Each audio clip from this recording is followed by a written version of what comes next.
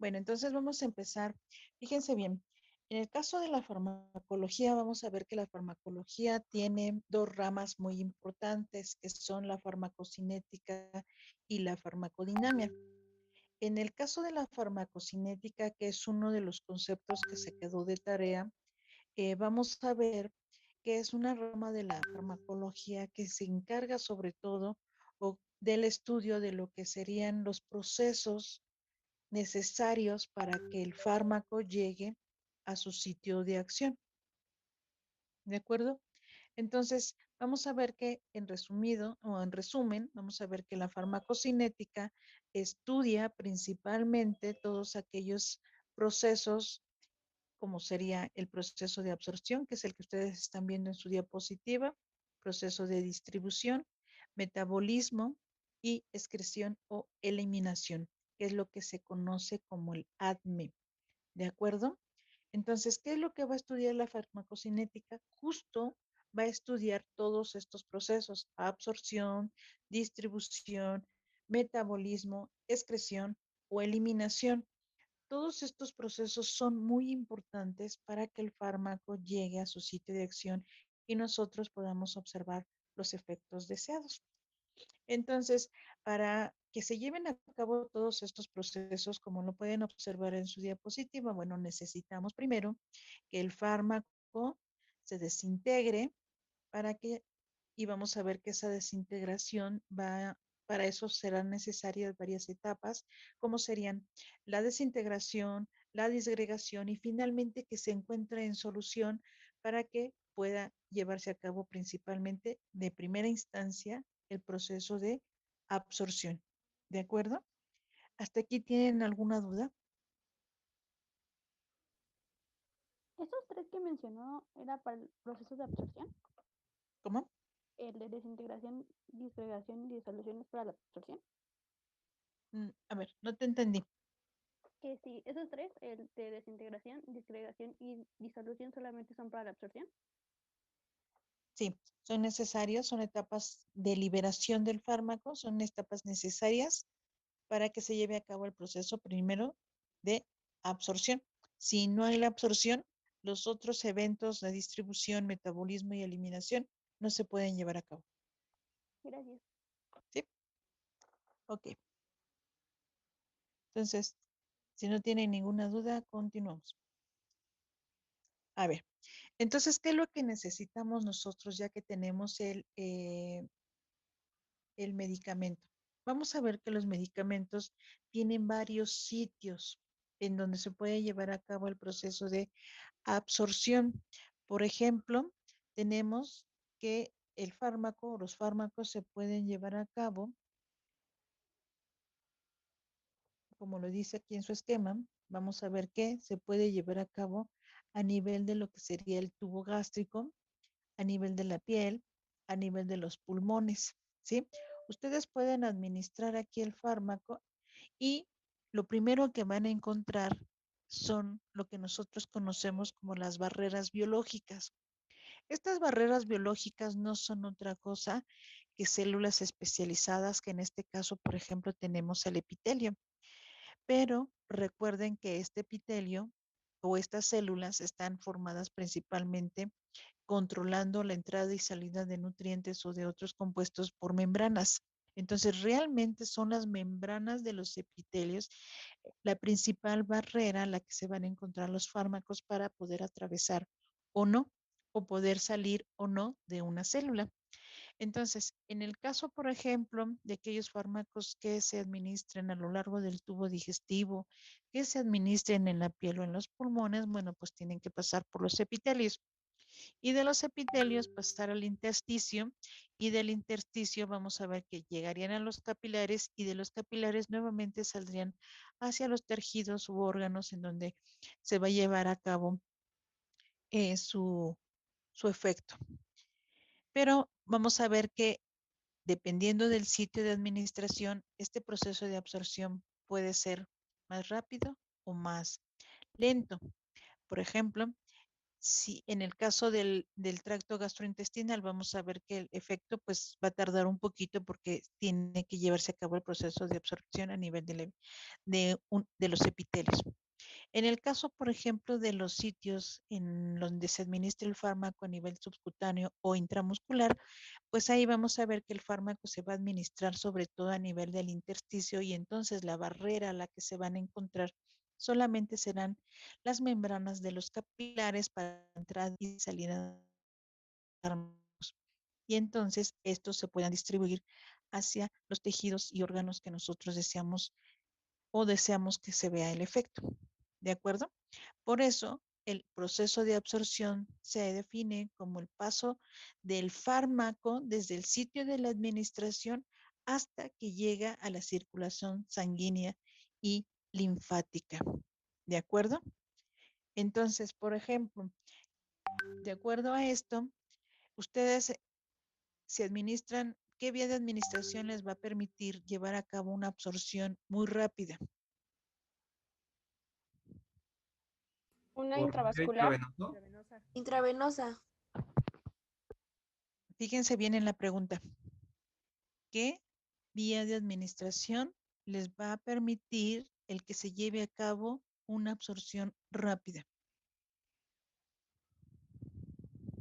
Que sea una vía directa o inmediata. Sí, pero ¿cuál? ¿Cuál de estas vías? ¿Podría ser oral? La oral sería aquí, a nivel gastrointestinal. Rectal. Eh, Más bien que sería sea como la inyectado, piel, ¿no? ¿no? Que sea A ver. inyectado, ¿no? Que sea inyectado como, porque tendríamos subcutánea y tendríamos intramuscular. Entonces, por ejemplo, entre esta y la oral, que sería aquí a este nivel, ¿cuál sería mucho más rápida? Pues la subcutánea o la Exacto. intramuscular. O la intramuscular. Esas sí serían muy rápidas. Eso sería absorción desde el sitio de administración hasta que llega a la circulación. ¿De acuerdo? Entonces, ¿quién va a llegar mucho más rápido? De hecho, por eso sus mamitas cuando les daban medicamento o antibiótico les decían, no, te tengo que inyectar para que te compongas rápido. O sea, ellos de alguna manera, de manera empírica, se daban cuenta que si se les inyectaba, el efecto iba a ser mucho más rápido que si les daban una pastilla. ¿De acuerdo? ¿Por qué? Porque la absorción es mucho más rápida. Pero alguien mencionó algo muy importante. ¿Quién dijo intravenosa? Yo. Y yo. Ah.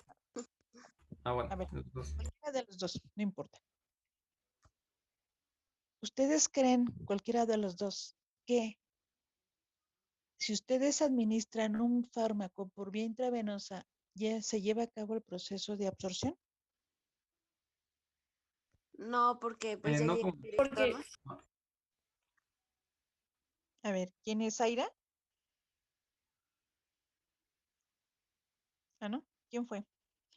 Yo. Nicole. A ver, Nicole. Pues no, ya no hay absorción porque pues ya está en la circulación sanguínea, o sea, llega directo. No se absorbe. Exacto. Entonces vamos a ver que la única vía de administración que no tiene o no se lleva a cabo el proceso de absorción es la vía intravenosa, porque ustedes ya la están aplicando de manera directa. ¿Se quedó? En cambio, si ustedes administran un fármaco por vía intramuscular, por vía subcutánea, sí van a ver que tienen que atravesar las membranas de los capilares, tanto para entrar como para salir. Y en el caso de los fármacos que sean administrados por vía gastrointestinal o por la piel o por los pulmones, vamos a ver que tienen que pasar por muchas capas de células para que lleguen entonces hacia el tejido o los órganos que nosotros deseamos. ¿Sí quedó claro lo que sería entonces absorción? Por eso dice, es el paso del fármaco desde el sitio de administración hasta que llegue a la circulación sanguínea o linfática. ¿Sí quedó? Sí. Ok, entonces pasamos a la siguiente diapositiva.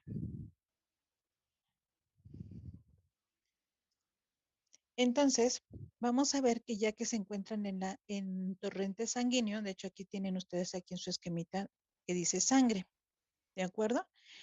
En el caso de estos fármacos vamos a ver que, recuerden ustedes que a nivel de torrente sanguíneo, ustedes tienen también otras proteínas que son muy importantes para nosotros, como podría ser el caso de la albúmina y como podría ser el caso de las alfa-glucoproteínas y también de las lipoproteínas.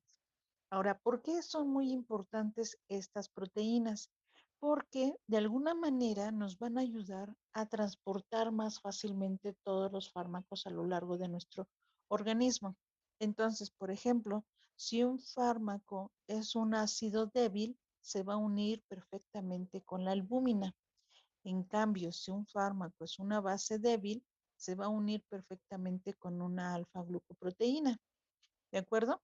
Entonces, esto le va a favorecer. Algunos fármacos, aunque son pocos, se podrían estar uniendo a las lipoproteínas, pero se unen principalmente a la albúmina y a la alfa-glucoproteína. ¿De acuerdo? Entonces, ya cuando nosotros tenemos el fármaco proteína, vamos a ver que esto es muy importante para que se lleve a cabo el proceso de distribución. Pero vamos a ver que es una interacción que tiene que estar en equilibrio, es decir, se va a mantener el fármaco unido a la proteína, pero también podemos tener el fármaco solito. Cuando nosotros tenemos el fármaco solito, entonces vamos a ver que de acuerdo a las propiedades que ya ayer vimos de las moléculas que pueden atravesar o no las membranas, entonces estos fármacos, si se encuentran libres, van a poder atravesar hacia lo que serían los tejidos. Y entonces aquí tenemos dos opciones. Una, que el fármaco llegue a varios tejidos, como podría ser, por ejemplo, el hígado, el tejido adiposo e incluso el hueso, o aquellos fármacos que lleguen directamente hacia el sitio de acción, es decir, donde van a encontrar a su receptor. ¿De acuerdo? Entonces, este caso de las proteínas a nivel plasmático son muy importantes. Ustedes, por ejemplo, ¿qué creen que pase con una persona que se encuentre anémica?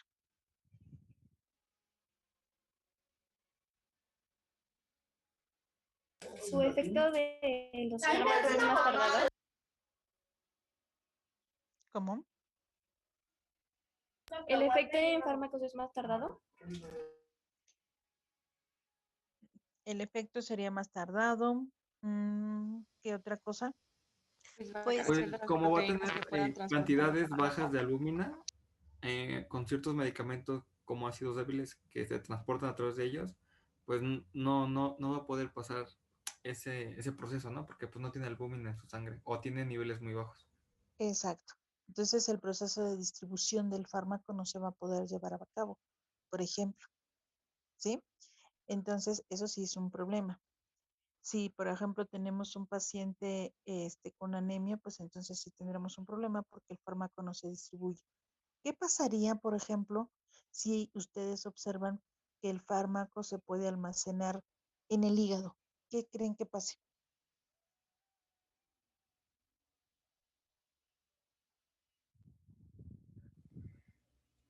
Pues algunos fármacos en una cantidad muy elevada pueden afectar las acciones del hígado, por ejemplo, crear insuficiencia hepática cuando se consumen en mucha cantidad.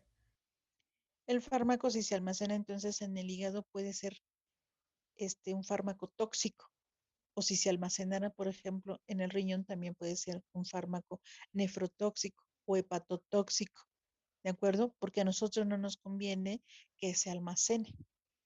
Entonces, esa es una de las características importantes que se busca cuando se están haciendo nuevos fármacos, evitar que los fármacos se queden en el hígado o que se queden en los riñones. Y lo mismo pasa, por ejemplo, en el caso del tejido adiposo que ustedes tienen aquí. ¿Qué estaría pasando si se les queda? Por ejemplo, un ejemplo muy bonito aquí sería el de los anestésicos. ¿Qué pasa si los anestésicos se almacenan aquí? ¿Qué creen que pase? No llegan a su sitio de acción y no funcionan bien, tal vez. ¿Qué es lo que estaría pasando? ¿Qué observan? ¿No han tenido, por ejemplo, algún familiar en el hospital y que, por ejemplo, por sus características o por su constitución les dicen o les comentan, pues todavía no le ha agarrado la anestesia o ya quedó, ya fue posible que le respondiera la anestesia. ¿Con qué lo están relacionando?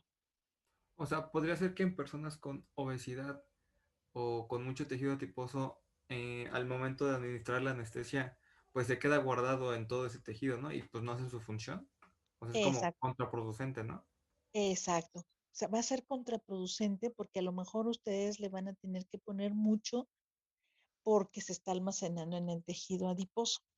Entonces, eso significa que la anestesia, el efecto del anestésico va a ser muy lento, pero también como se almacenó en el tejido adiposo, ¿qué es lo que va a suceder? Que poco a poco también se va a ir liberando del tejido adiposo.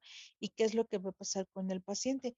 Pues que el paciente va a tardar mucho más en despertar nuevamente.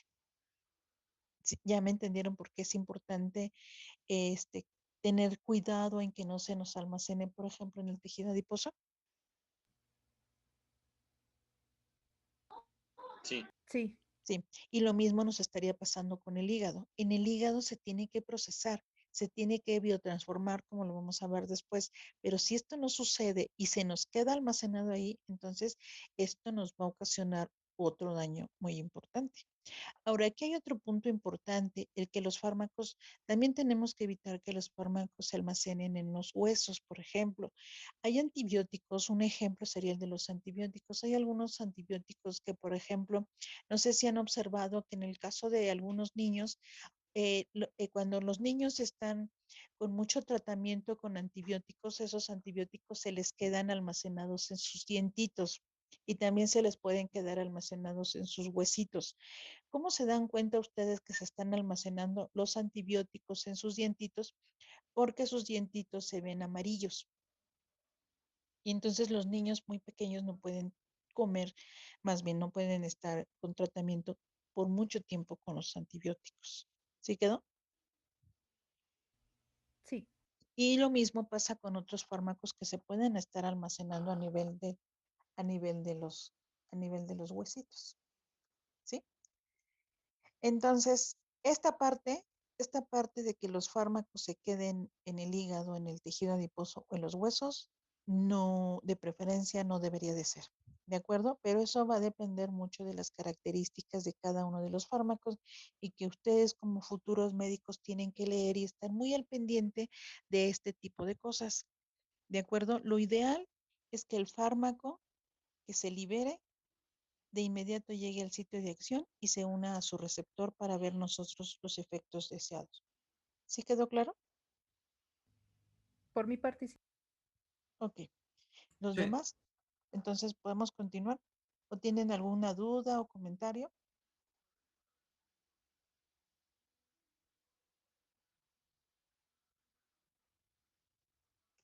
Bueno, No, doctora, por mi parte todo bien. Todo entonces bien. vamos a ver que la distribución, es decir, la salida del fármaco hacia otros tejidos, vamos a ver que no está tan fácil. O sea, no es así de que se salen los fármacos del torrente sanguíneo y llegan a todo el resto de los organismos, del resto del organismo, no, no está tan sencillo. Por ejemplo, tenemos a nivel de sistema nervioso central, lo que ya llevaron un sistema nervioso. Estamos en ese Estamos en módulo eso. apenas.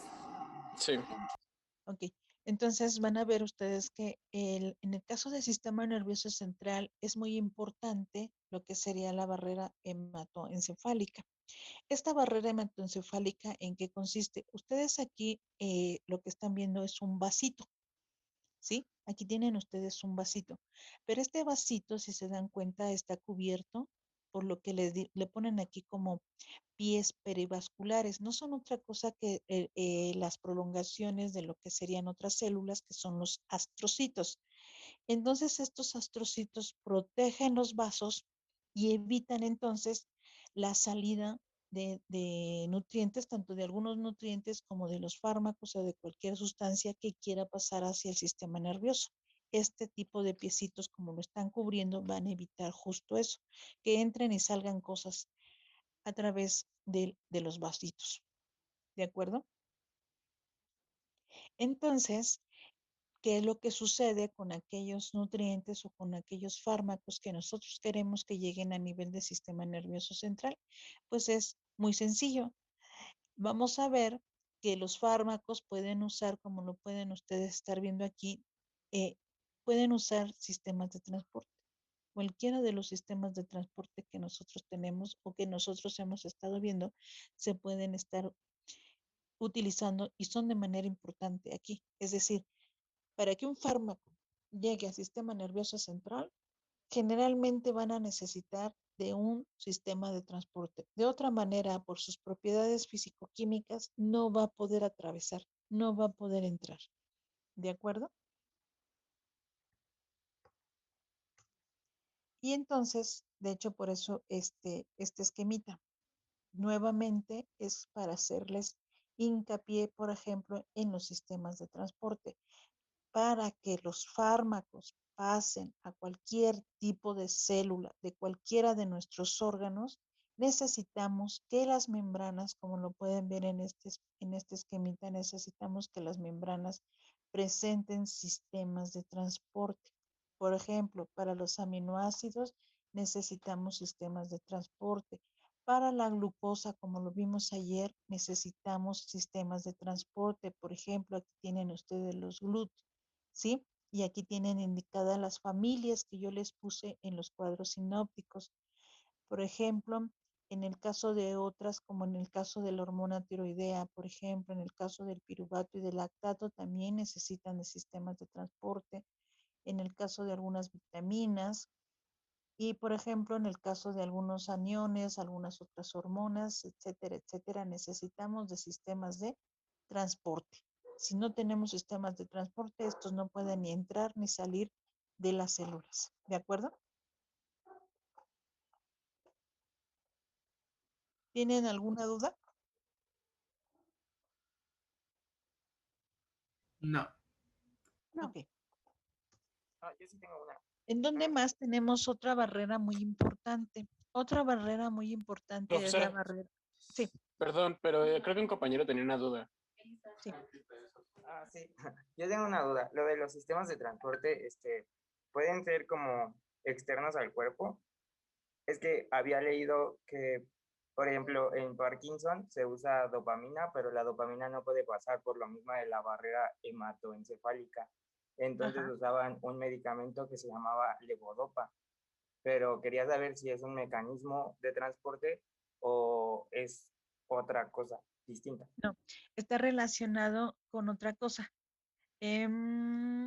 Si quieres, esa parte nos puede servir.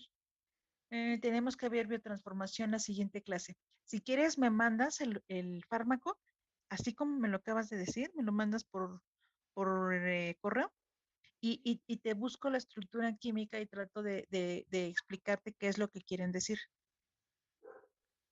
Ok, muchas gracias, doctora. ¿Sí? Me lo mandas, Sí, por favor. sí, muchas gracias.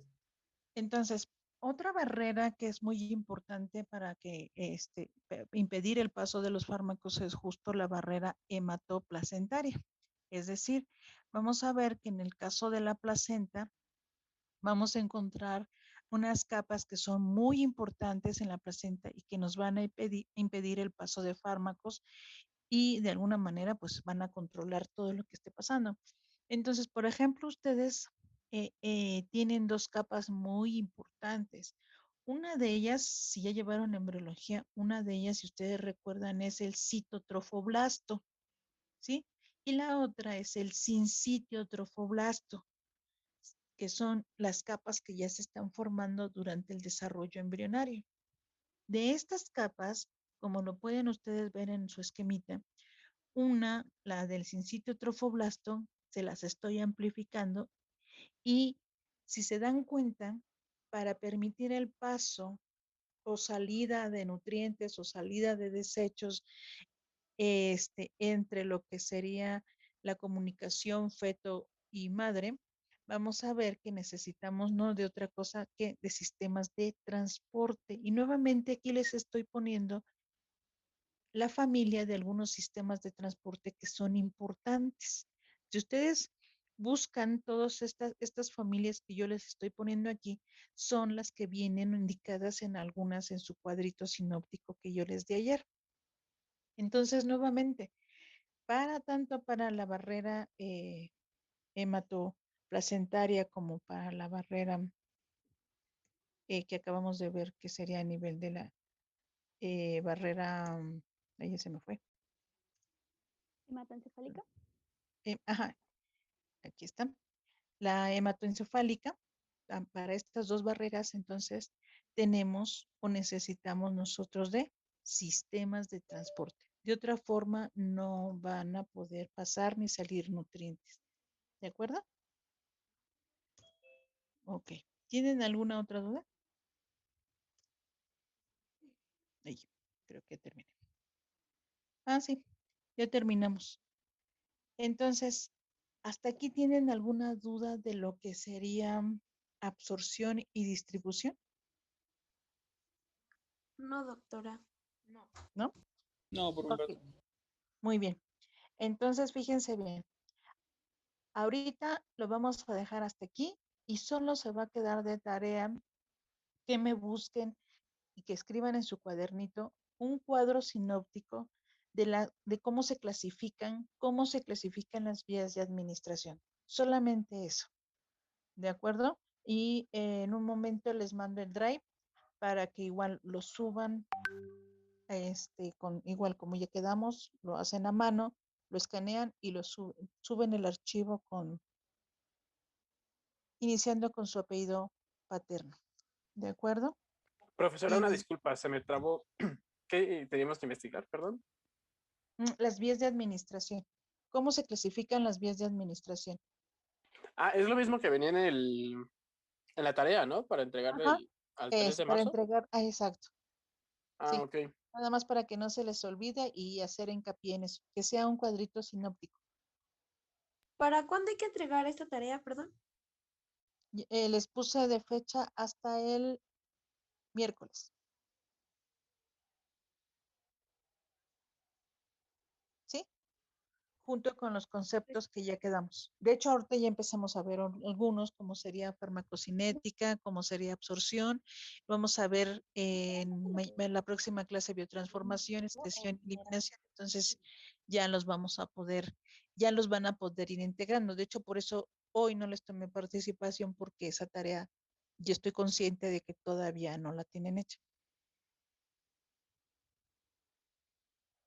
¿Sí quedó?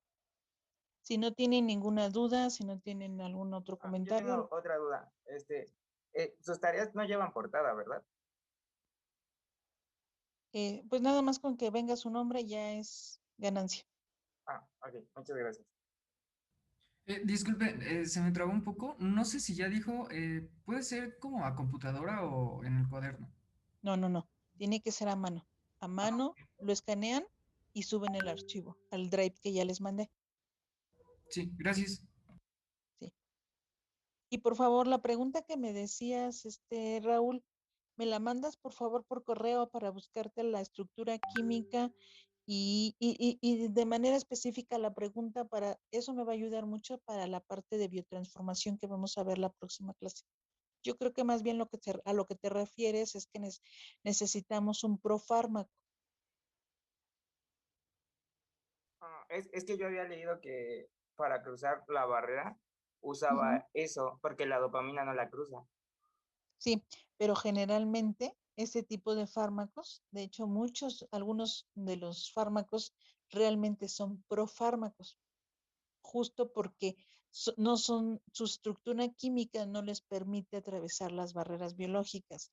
Entonces, les adicionan una parte de la otra molécula para que puedan atravesar, pero una vez entrando, ya se hidroliza esa parte, se pierde esa parte y ya queda la molécula para que tenga su efecto. Ah, ok, ya entendí, más o menos. ¿Sí?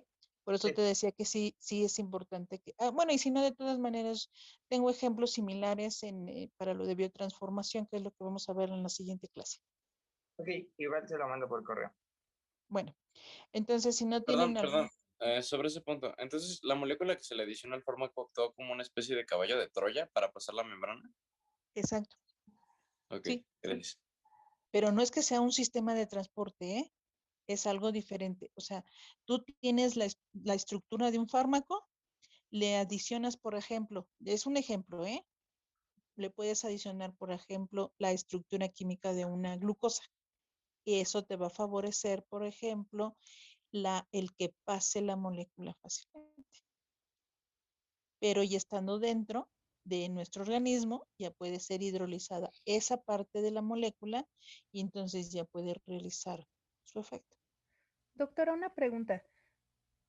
Sí, Respecto a eso, entonces, ¿los fármacos funcionarían como algo parecido al mimetismo molecular o eso ya es otra cosa completamente diferente?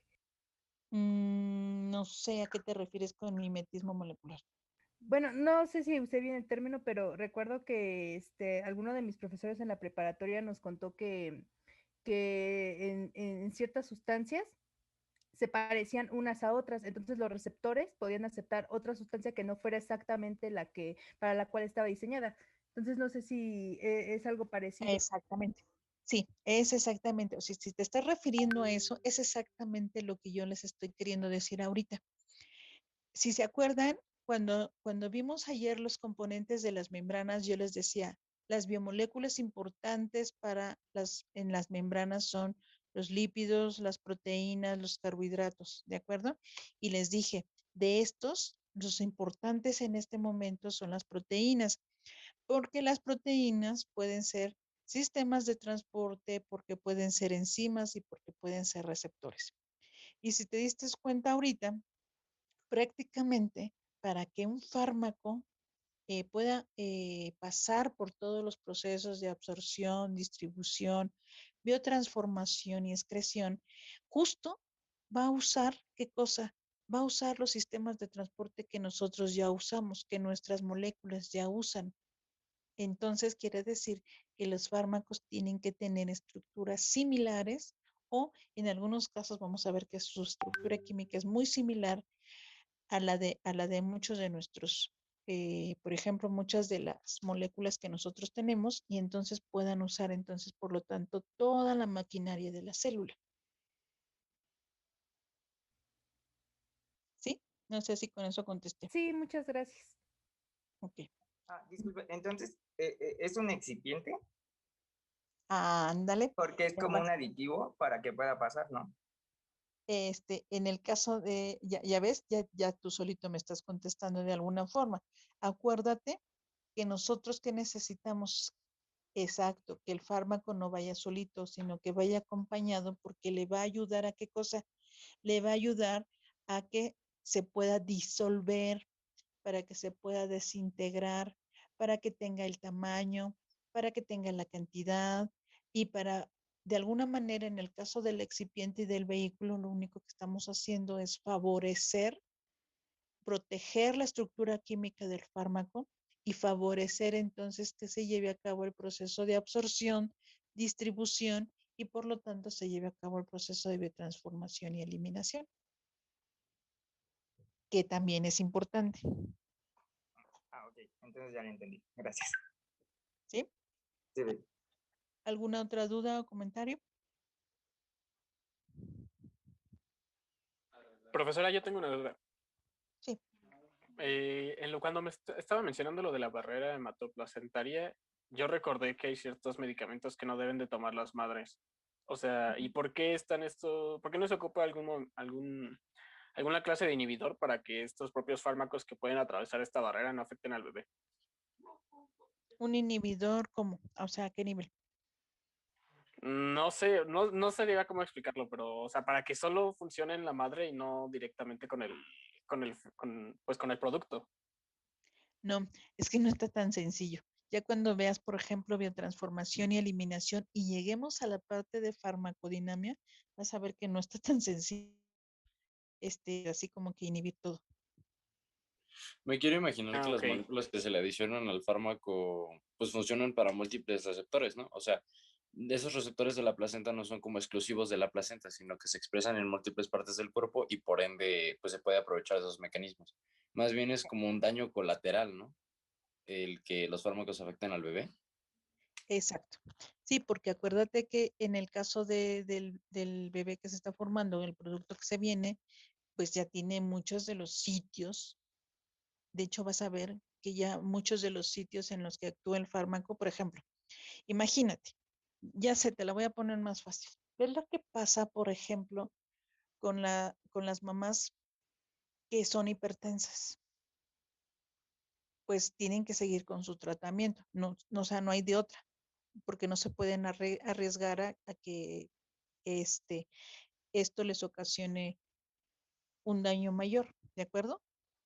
Pero si tú, por ejemplo, buscas algo que tienen que saber ustedes como médicos, es que, por ejemplo, el tratamiento no cause algún efecto teratogénico o algún otro efecto sobre el producto. Entonces, de ser así, como si no está reportado que hace nada, bueno, entonces la mamá se lo va a seguir tomando y no va a pasar nada, ¿de acuerdo? Pero hay algunos fármacos que, por ejemplo, sí les puede afectar. O sea, sí puede afectar en este caso, porque sí se han reportado, que eso es otra cosa que ustedes, en la que ustedes se tienen que basar, que es parte de lo que les han mencionado, la medicina basada en evidencias. O sea, ustedes como futuros médicos tienen que estar actualizados en los temas, actualizados en los fármacos y saber si hay alguno de ellos en algún momento, por ejemplo, les dicen, pues se ha reportado un caso de que puede causar teratogénesis.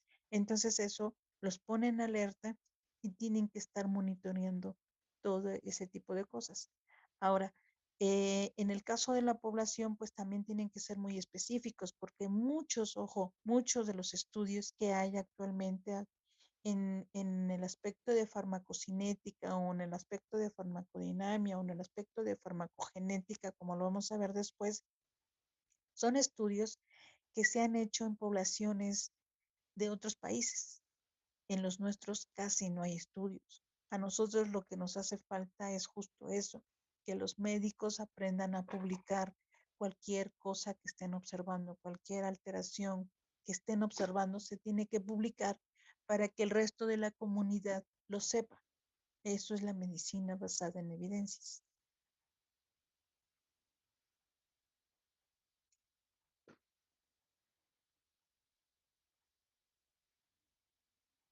Bueno, entonces, ¿alguna otra duda? Sí, doctora, yo tengo una duda sobre lo que nos dijo de que los fármacos pueden quedar contenidos en tejidos como el hueso o el hígado. ¿Cómo podemos asegurarnos de que el fármaco no quede contenido en los tejidos y vaya directamente a donde está su receptor? ¿Es de acuerdo a la situación individual de cada paciente o a las dosis? ¿O a qué, cómo podemos asegurarnos de que sí llegue a su sitio donde está el receptor? Eso es un punto muy importante. Es justo lo que les estoy mencionando ahorita. Por ejemplo, siempre antes de que salga un medicamento a la venta o que ya se aplique en los pacientes, se hacen estudios de preclínica. Si, por ejemplo, en estos estudios de preclínica sale que ningún paciente almacenó el medicamento en algún sitio, pues dice, no pasa nada, no hay ningún problema. Pero si ustedes observan algo raro en los efectos y etcétera, etcétera, entonces ahí es en donde tienen que ponerse en alerta. De hecho, en la próxima clase que veamos biotransformación, van a ver qué tan importante es que se lleven a cabo los procesos en el hígado. Si no se llevan a cabo, entonces, pues ustedes jamás van a poder ver el efecto deseado. Y entonces su paciente, por ejemplo, si le dan un antihipertensor que se tiene que transformar en el hígado y ven que su paciente pues no le disminuye la presión, no le disminuye la presión, no es porque el fármaco no sirva, seguramente el paciente no lo está biotransformando por razones genéticas o porque tenga un daño hepático, por ejemplo. Pero eso no quiere decir que el fármaco no sirva y que sea lo mismo, el mismo efecto que ustedes puedan observar en todos los pacientes. No, ustedes tienen que ser muy cuidadosos. Cada paciente les va a responder de manera diferente. Ah, ok, muchas gracias, doctora. ¿Alguna otra duda? Es que, bueno, había leído en en el Catsun, que se podían usar, por ejemplo, si una embarazada tomaba un medicamento que podía generar un daño en el bebé, podías como usar en contra del principio activo del medicamento que se tomó, algo que se llamaba como agonista y que generaba un bloqueo del principio activo del medicamento y el bloqueo se llamaba como antagonismo neutral. Pero ¿eso sí se puede o no se puede? Sí, pero a final de cuentas es otro fármaco y al final de cuentas corremos el mismo riesgo. Ya que veamos ahora en farmacodinamia cuál es el concepto de agonista y antagonista, te va a quedar claro. De hecho, si quieres, lo volvemos a retomar en su momento. Ok, muchas gracias, doctor. ¿Alguna otra duda o comentario? Realmente, ahorita lo que yo hice fue enfocarles cuál es la importancia de estos fármacos, ¿de acuerdo? Yo no quiero que se aprendan solamente conceptos, porque lo de menos es decirles, apréndanse qué es absorción, apréndanse qué es distribución. No, sino que lo entiendan y que vayan un poquito más allá de la importancia que tiene estos procesos en la farmacocinética. Ahorita nada más, de alguna manera, vimos dos, absorción y distribución, y la próxima clase de transformación y eliminación, y van a ver que, que todo está relacionado y que todos son importantes.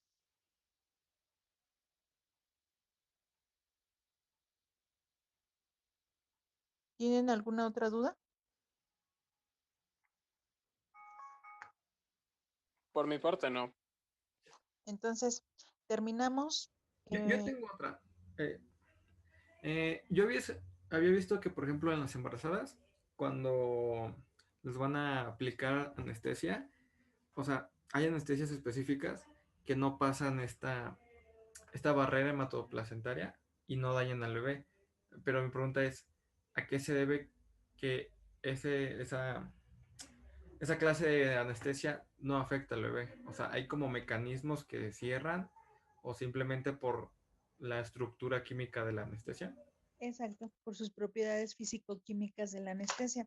Unos actúan, acuérdate de sus propiedades físico-químicos, algunos son gases y sí se distribuyen a lo largo de todas las células, principalmente a lo largo del tubo, de lo que sería el tejido adiposo, pero otros que nada más actúan a nivel del sistema nervioso central y entonces el efecto solamente es ese nivel.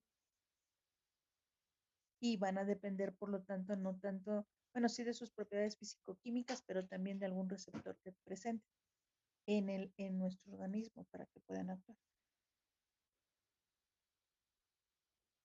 Ok, o sea, digamos que si su estructura química es, por así decirlo, molecularmente pequeña, mm, pues no habría problema o... No, o sea, si por ejemplo en el caso de los anestésicos, por ejemplo, si son anestésicos que requieren de receptores específicos a nivel del sistema nervioso, entonces van a actuar a ese nivel, ¿de acuerdo? Pero fíjate bien, una cosa es absorción y otra cosa es ya el mecanismo de acción en el que necesitamos un receptor. Fíjate bien, para que se lleve a cabo el proceso de absorción, distribución, etcétera, etcétera, dependemos de sus propiedades físico-químicas. Ya cuando tú quieres ver el mecanismo de acción, entonces vamos a ver que ya la forma en que se va a llevar a cabo ya es diferente. Ok, vale. Gracias. ¿Sí? ¿Tienen alguna otra duda o comentario? Una duda. ¿Estos receptores se pueden ver alterados por genética? O sea, que no aparezcan y que el fármaco no haga su acción. Exacto. Sí. Sí, de hecho tenemos nosotros una sección que se llama farmacogenética y farmacogenómica. Y bueno, ya que veamos, de hecho esa parte, a mí me gusta que la vean aplicada ya cuando vemos nosotros un grupo de fármacos.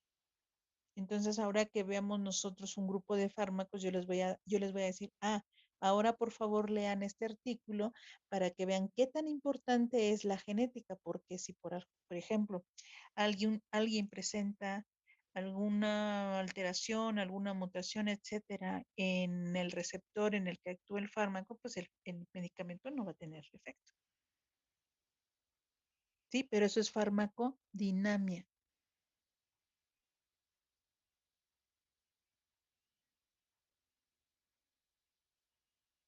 ¿Sí quedó? Sí, gracias.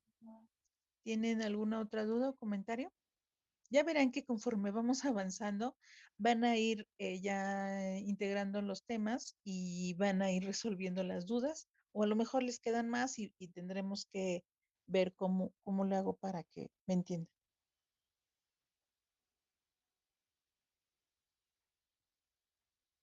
¿Dudas o comentarios? De mi parte no, muchas gracias. ¿No?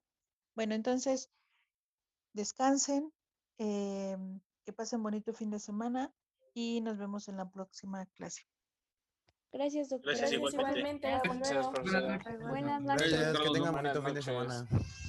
Igual. Descansen. Gracias. Adiós. Chao.